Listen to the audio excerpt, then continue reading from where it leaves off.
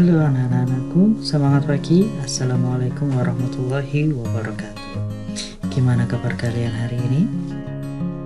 Semoga selalu sehat ya, dan semoga selalu dalam lindungan Tuhan yang Maha Esa. Nah, sekarang kita bertemu lagi sama Pak Nasrul di pelajaran ilmu pengetahuan IPS, ilmu pengetahuan sosial atau yang bisa kita namakan dengan IPS. Pertemuan yang kemarin kita sudah membahas tentang sejarah ASEAN dan juga mengenal negara-negara anggota ASEAN yang jumlahnya ada 10 itu ya. Semoga kalian kemarin paham dengan materi yang saya berikan.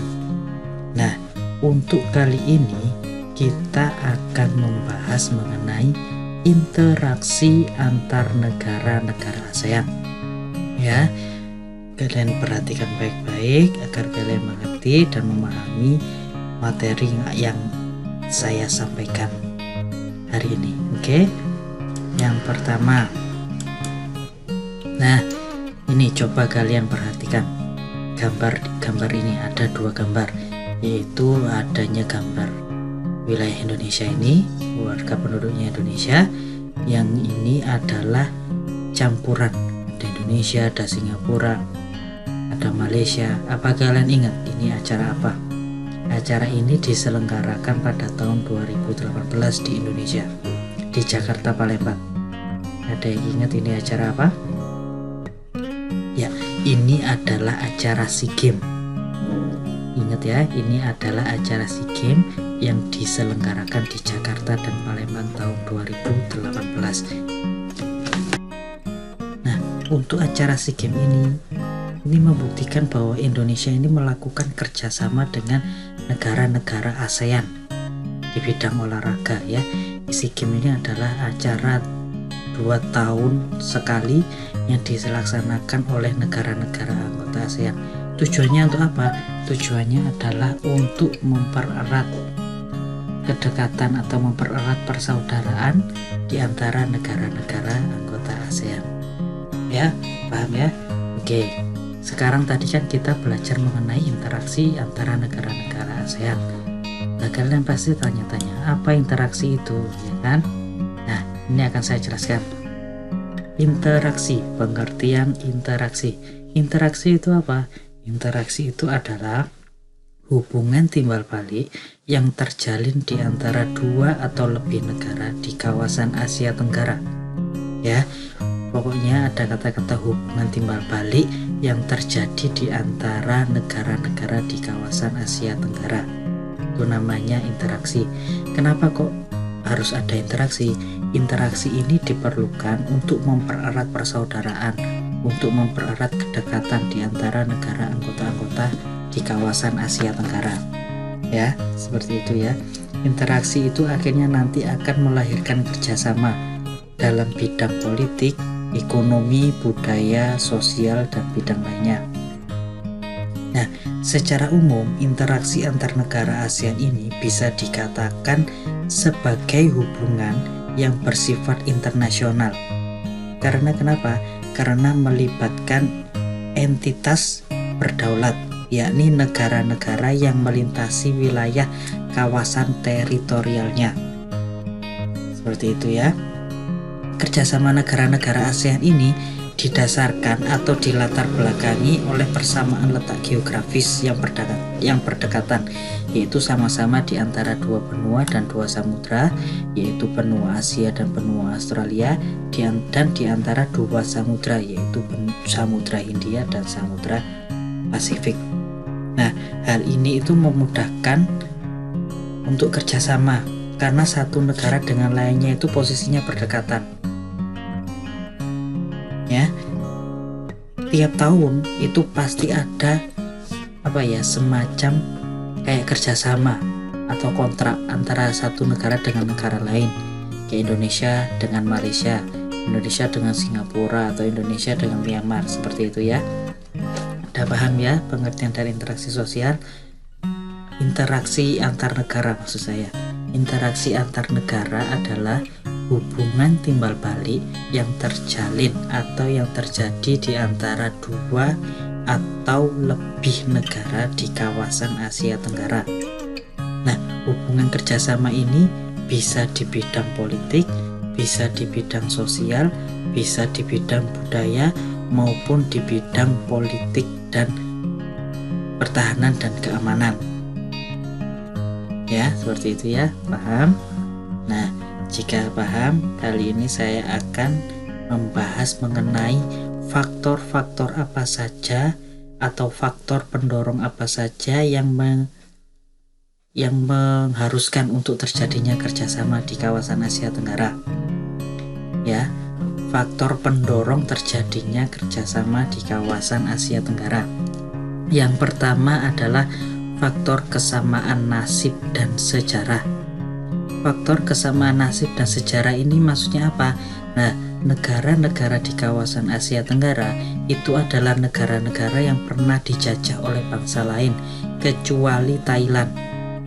Kenapa kok Thailand? Karena Thailand mempunyai sistem pemerintahan yang kuat dan mempunyai sistem eksekusi yang kuat. Seperti itu ya.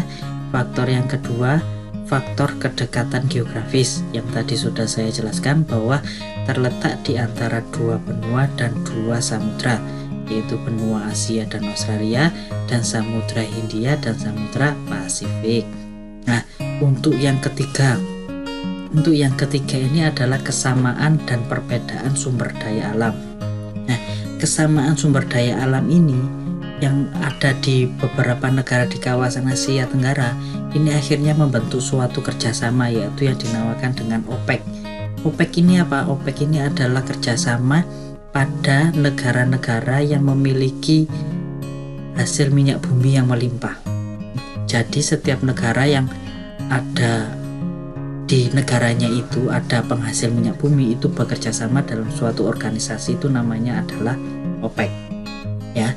Kalau perbedaan sumber daya alam, nah perbedaan sumber daya alam ini di setiap negara ASEAN ini juga melahirkan kerjasama. Contohnya seperti apa?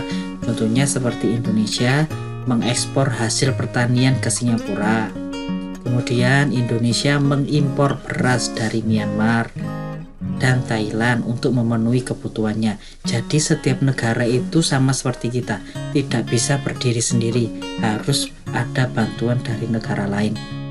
Karena setiap negara itu mempunyai karakteristik tersendiri, mempunyai kekhususan sendiri pada setiap wilayahnya, ya kan? Jadi maka dari itu negara-negara di kawasan Asia Tenggara ini mengadakan kerjasama agar kebutuhan rakyatnya, kebutuhan masyarakatnya yang ada di negara tersebut itu terpenuhi. Seperti itu ya. Yang keempat adalah faktor strategisnya kawasan Asia Tenggara. Maksudnya ini seperti apa? Lah, kawasan Asia Tenggara ini adalah menjadi jalur lalu lintas perdagangan internasional. Ya, karena kawasan Asia Tenggara itu memang sangat-sangat strategis. Jadi banyak negara-negara yang lalu lalang melalui Laut Asia Tenggara. Contohnya seperti negara Eropa mau ngirim ke Australia harus melalui laut di Asia Tenggara dulu, harus melalui Semenanjung Malaka atau melalui Samudra Hindia terlebih dahulu. Yaitu salah satu keuntungannya. Salah satu keuntungannya negara-negara di kawasan Asia Tenggara yaitu mempunyai jalur lalu lintas perdagangan internasional. Jadi tidak pernah sepi. Sumber pendapatan negara terbesar itu juga berasal dari perdagangan internasional tadi. Jadi kapal-kapal yang masuk ke wilayah Indonesia atau masuk ke wilayah Asia Tenggara itu membayar. Jadi tidak gratis membayar. Modelnya itu kayak seperti pintu masuknya, sewa pintu masuknya, seperti itu ya. Udah paham? Jadi faktor pendorong terjadinya kerjasama Asia Tenggara itu ada 4. Yang pertama adalah faktor kesamaan nasib dan sejarah, yaitu sama-sama dijajah oleh bangsa lain kecuali Thailand. Yang kedua adalah faktor kedekatan geografis, yaitu di antara dua benua dan dua samudra. Yang ketiga adalah kesamaan dan perbedaan sumber daya alam, yang akhirnya nanti membentuk suatu kerjasama di kawasan negara-negara Asia Tenggara. Yang keempat adalah faktor strategisnya kawasan Asia Tenggara, yaitu yang menjadi jalur lalu lintas perdagangan dunia. Paham ya? Ada 4. Sekarang lanjut ke faktor penghambat kerjasama di Asia Tenggara. Ini juga ada 4. Yang pertama adalah perbedaan ideologi. Faktanya, saat ini hampir tidak ada negara ASEAN yang menutup diri dari kerjasama antar negara ASEAN. Jadi negara-negara ASEAN ini membuka peluang untuk siapa saja negara-negara di Asia Tenggara ini yang mau kerjasama. Jadi tidak ada yang menutup dirinya. So, contohnya seperti, wah aku nggak mau kerjasama dengan negara Malaysia. Wah aku nggak mau kerjasama dengan negara Myanmar. Seperti itu nggak ada. Jadi semua open, semua terbuka terhadap kerjasama. Karena tujuannya untuk apa ya? Tadi itu tujuannya untuk memenuhi kebutuhan masyarakatnya, untuk sama-sama saling membantu atau mengembangkan atau memajukan negara masing-masing dengan cara kerjasama seperti itu ya. Dan yang kedua, faktor penghambat yang kedua adalah konflik dan peperangan. Karena kenapa ini menjadi penghambat? Karena kalau di suatu negara itu ada konflik dan peperangan, maka kerjasama itu bisa jadi dibatalkan. Karena kenapa ya? Karena kalau semisal kita mengirim bantuan di Malaysia terjadi konflik, kan pengiriman bantuan itu sulit karena terjadinya konflik tadi kan. Nah itu bisa menghambat kerjasama antara Indonesia dan Malaysia. Akhirnya hubungannya renggang seperti itu ya. Jadi konflik dan peperangan itu adalah salah satu sebagai faktor penghambat kerjasama Asia Tenggara. Yang ketiga adalah perbedaan kepentingan tiap-tiap negara. Dan yang keempat adalah kebijakan proteksi. Kebijakan proteksi ini apa? Lah ini kebijakan proteksi itu suatu negara yang menerapkan kebijakan yang bertujuan untuk melindungi kepentingannya dalam negeri dan meningkatkan daya saing. Misalnya seperti apa? Contohnya seperti apa? Misalnya negara Indonesia tidak menerima impor hasil pertanian dari negara Thailand. Karena apa? Karena dapat mempengaruhi kondisi pendapatan hasil pertanian di dalam negerinya. Nah, jadi tidak mau menerima impor dari negara lain ini adalah untuk melindungi kepentingan negaranya. Itu juga merupakan salah satu faktor penghambat dari kerjasama Asia Tenggara. Jadi kan tidak mau menerima impor atau hasil pertanian karena adanya tadi kebijakan proteksi. Jadi nggak mau menerima apapun dari negara-negara lain yang ingin membantu. Jadi maunya negaranya itu mengolah sendiri, memproduksi sendiri, jadi tidak mau menerima bantuan dari negara lain. Ya, itu tadi faktor penghambatnya kerjasama Asia Tenggara ada 4. Yang pertama perbedaan ideologi, yang kedua konflik dan peperangan, yang ketiga perbedaan kepentingan tiap-tiap negara, yang keempat adalah kebijakan proteksi. Udah paham ya, udah dicatat ya. Oke, sekarang kita lanjut ke materi yang kita lanjut ke materi selanjutnya, yaitu tentang apa? Yaitu tentang bentuk-bentuk kerjasama dan perkembangannya. Bentuk-bentuk kerjasama di kawasan Asia Tenggara dan perkembangannya itu seperti apa. Oke, kita mulai. Ini adalah bentuk kerjasama di bidang sosial budaya. Ya, kerjasama di bidang sosial budaya. Tujuannya untuk apa? Tujuannya adalah agar tercipta kerukunan dan kemajuan bersama di antara negara-negara anggota ASEAN. Oke, ini silakan kalian catat. Tujuan dilakukan kerjasama di bidang sosial budaya itu untuk apa? Agar tercipta kerukunan dan kemajuan bersama di antara negara-negara anggota ASEAN. Lah, ini contoh gambarnya seperti ini. Ini waktu menyelenggarakan festival budaya dari berbagai negara di kawasan Asia Tenggara. Ya, ini termasuk standnya Indonesia. Nah, kerjasama dalam bidang sosial dan budaya ini dilaksanakan oleh organisasi tersendiri, yaitu namanya adalah COSD atau Committee on Social Development. Ya, perlu diingat kerjasama di bidang sosial budaya ini dilaksanakan oleh COSD, yaitu Committee on Social Development. Ya, sekarang bentuk kerjasamanya itu seperti apa? Yang pertama ini adalah membantu kaum wanita dan pemuda dalam usaha pembangunan. Yang kedua adalah pengembangan sumber daya manusia. Jadi antara negara-negara anggota ASEAN ini saling membantu untuk meningkatkan sumber daya manusia di negara-negara kawasan Asia Tenggara. Yang ketiga, peningkatan kesejahteraan. Jadi jika ada negara-negara yang mengalami kesusahan dalam hal kelaparan atau kemiskinan, itu akan dibantu oleh negara-negara lain atau negara-negara yang maju, contohnya seperti Singapura. Salah satu negara di kawasan Asia Tenggara yang termasuk negara maju adalah negara Singapura. Nah, yang keempat bentuk kerjasamanya yaitu program peningkatan kesehatan. Yang kelima, pertukaran budaya dan seni, juga festival film ASEAN. Yang keenam adalah penyelenggaraan pesta olahraga yang dinamakan dengan SEA Games yang diselenggarakan tiap 2 tahun sekali. Yang ketujuh adalah penandatanganan kesepakatan bersama di bidang pariwisata ASEAN. Ya, jadi bentuk kerjasamanya ada 7. Ini silakan kalian catat. Ini sudah saya ringkas agar kalian lebih paham dan lebih mengerti. Yang selanjutnya adalah bentuk kerjasama di bidang politik dan keamanan. Tujuannya untuk apa? Tujuannya adalah ini, untuk menciptakan keamanan dan stabilitas perdamaian di antara negara-negara anggota ASEAN. Tujuan dibentuknya ASEAN kan sepertinya ini kan, tujuannya ini untuk mendamaikan dunia. Nah ini makanya itu dibentuk suatu kerjasama di bidang politik dan keamanan.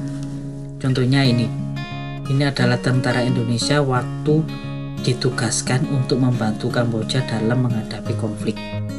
Ini salah satu bentuk kerjasamanya dalam bentuk kerja nyatanya Indonesia dalam membantu negara Kamboja.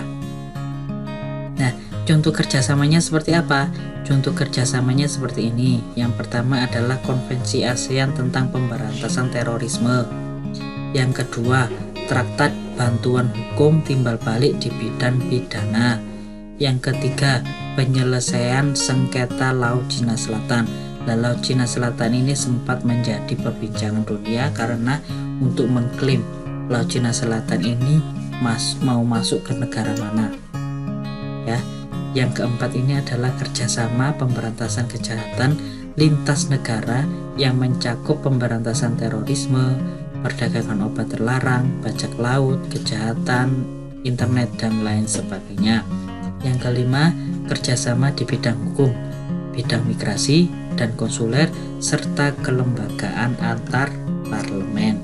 Ya, itu adalah kelima contoh kerjasama negara-negara di Asia Tenggara dalam bidang politik dan keamanan.